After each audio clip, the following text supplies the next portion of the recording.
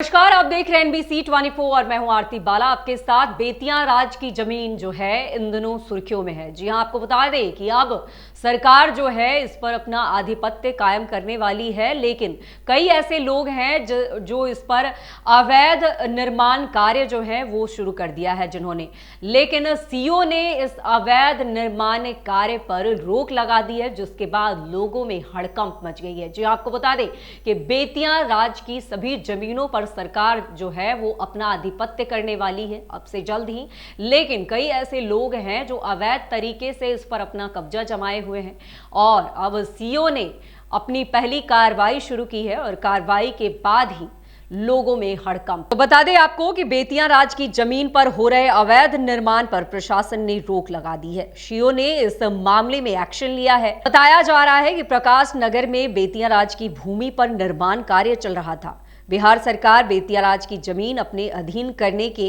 कवायद में जुट गई है। इसके तहत सरकार ने पहला एक्शन भी ले लिया है।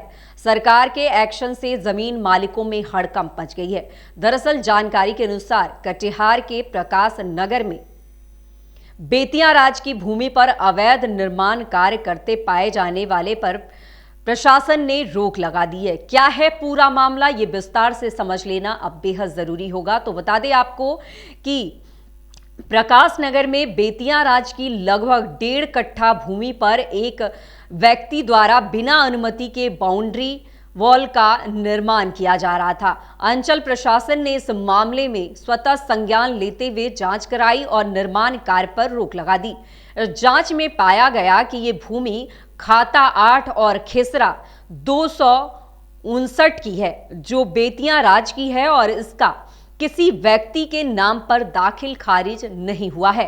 निर्माण कार्य रोकने पर व्यक्ति ने दावा किया कि उसने पहले से ही इस भूमि पर बाउंड्री वॉल बना रखी थी। प्रकाश नगर में बेतिया राज की 17 कट्ठा भूमि पर पहले एक धर्मशाला थी, जो अब अतिक्रमण हो चुकी है। बताया जा रहा है कि शहर के प्रकाश नगर वार्ड संख्या 13 में बेतिया राज की करीब 17 कट्ठा भूमि पर पहले वैद्यनाथ धर्मशाला के नाम से मंदिर, तालाब और कुआं का निर्माण हुआ था। उस पर शिक्षा के लिए एक पाठशाला भी खोला गया। तब दूर दूर से पहुंचने वाले व्यापारी उस धर्मशाला में आश्रय लेते थे। समाज का हर वर्ग सामुदायिक कार्य में इसका उपयोग करता था, लेकिन अब इसका नामो निशान मिट चुका है। बेतिया राज की भूमि पर अवैध तरीके से लोगों ने कब्जा जमा रखा है, जिसको लेकर सरकार अब बड़ा एक्शन जो है वो ले रही है और जिसके बाद लोगों में हड़कंप मच गई है। बेतिया राज की भूमि पर अवैध कब्जा किया जा रहा है। सरकारी भूमि का निजी उपयोग किया जा रहा है। भूमि के मालिकाना हक को लेकर विवाद है। एक समय समाज के लिए उपयोगी धर्मशाला अब अतिक्रमण हो चुकी है। बेतिया राज की भूमि पर अवैध कब्जा जारी है। बेतिया राज जमीन की खरीद फरोख्त की जा रही है। सरकार अब बेतिया राज की जमीन से अवैध कब्जे को हटाने में जुटी है।